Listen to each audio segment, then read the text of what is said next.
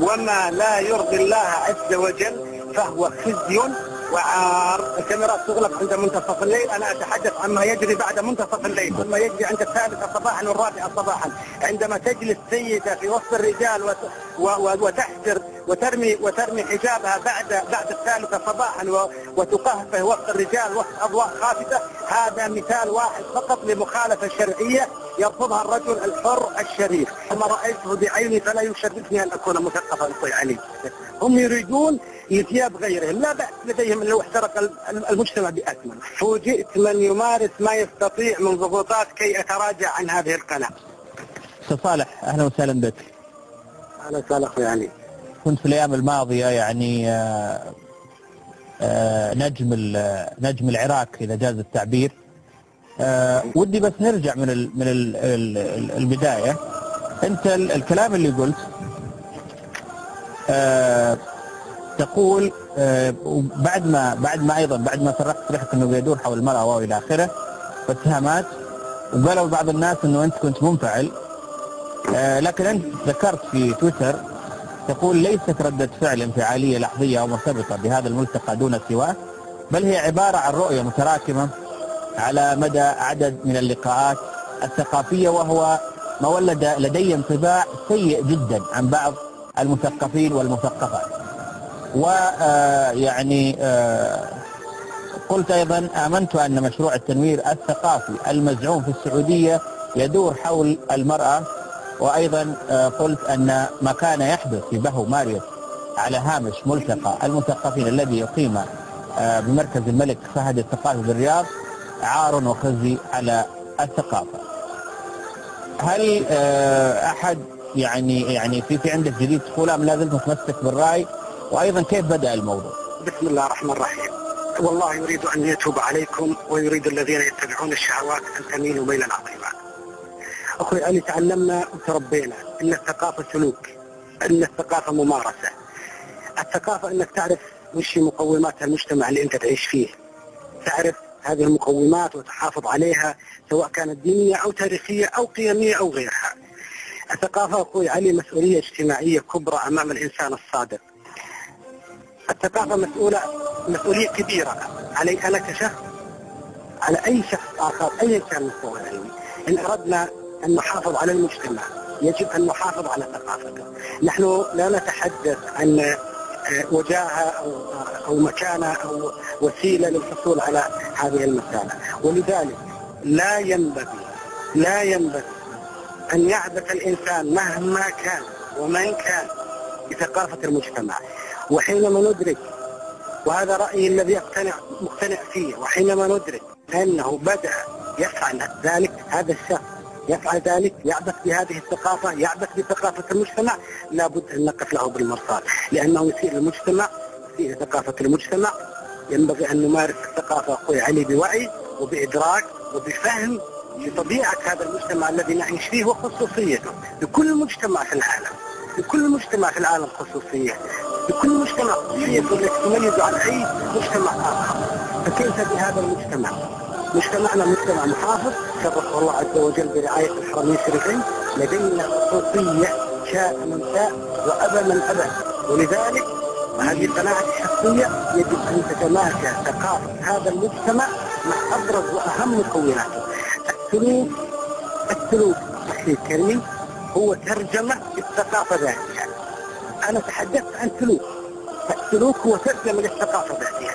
يختلف الناس أمام مفهوم الثقافة، يتجادلون، مفهوم عريض، لكنهم يتفقون جميعا على أن السلوك هو صدى، هو نتاج لهذه الثقافة. أي ثقافة لا تنعكس إيجابا على السلوك لا قيمة لها، مهما حاول المخالفون أن يقولوا بغير ذلك. أنا قبل أني أتحدث عن التدريب أنا أريد أن أتوقف طويلا، وسأتوقف طويلا أمام ردة الفعل.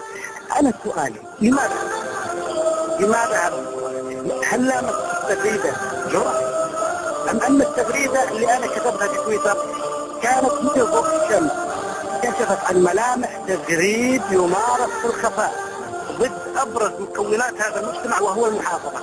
نحن مجتمع محافظ، وأنا شعرت بأن هناك مؤامرة تحاك في الخفاء ضد هذا المكون الحقيقي للمجتمع.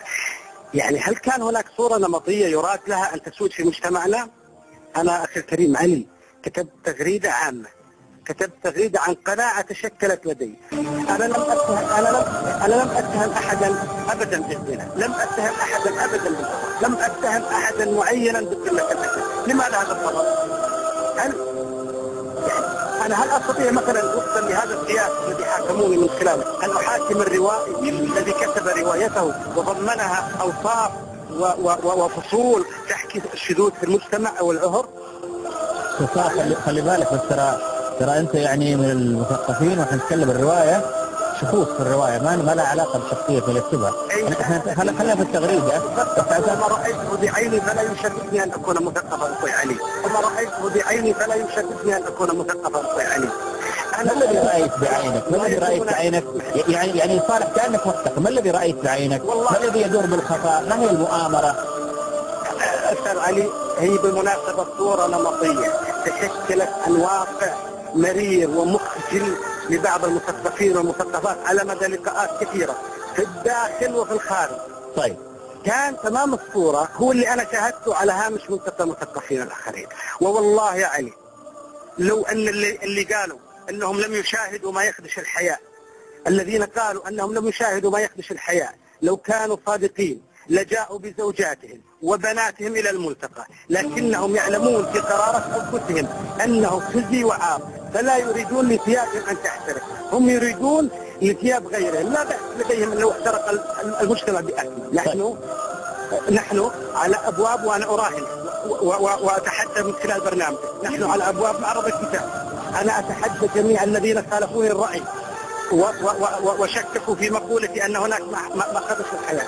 أنا أتحداهم من خلال برنامجك أن يحضروا إلى البهو بعد شهر في معرض الكتاب بزوجاتهم وبناتهم. طيب صالح، خليك معي. أستاذ عبدو، مساء الخير، أهلا وسهلا فيك. سمعت الأستاذ صالح تعليق. مساء الخير.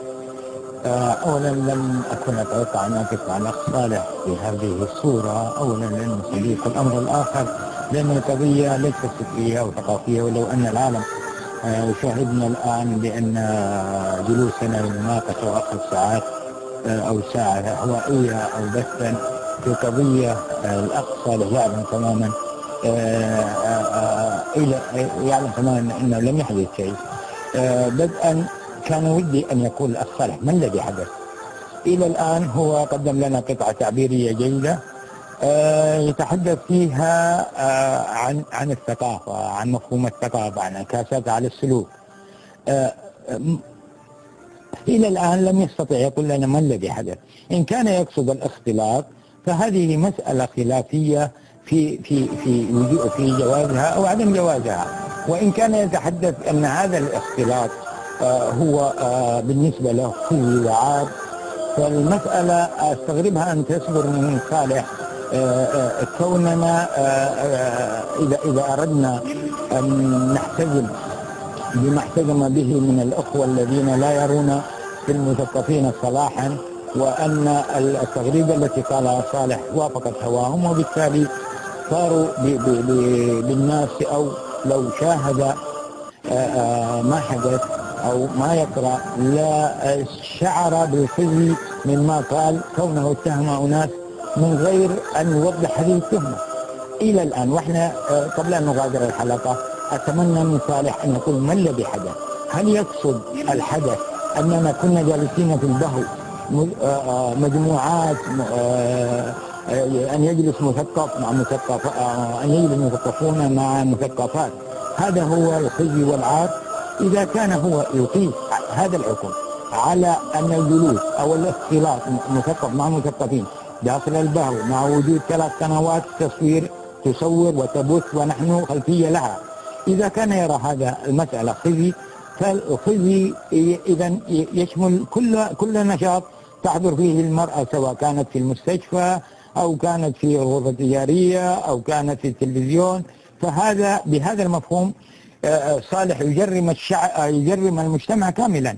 بمعنى أيضا آخر، إذا أراد أيضا أن نتكي على المسألة الدينية يقول الرسول صلى الله عليه وسلم لا تجتمع أمتي على ضلال. فما نسبتنا من الأمة الإسلامية نحن كمجتمع سعودي؟ لا نعد في هذا الطوفان من المسلمين من اندونيسيا شرقا الى تركيا غربا جزء بسيط، بمعنى جزئيه بس فقط اكملها، ان هذه الامه لا يثيرها ان تعمل المراه، لا يثيرها ان تقود المراه، لا يثيرها ان تحضر ندوات ثقافيه. فما الذي يراه صالح انه خزي؟ لابد ان يحرر المساله الان، لان كثير من النساء متهمات في اعراضهم، وكثير من الرجال متهمين ايضا في اعراضهم.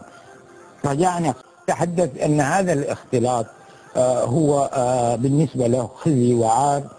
فالمسألة أستغربها أن تصدر من صالح كوننا إذا أردت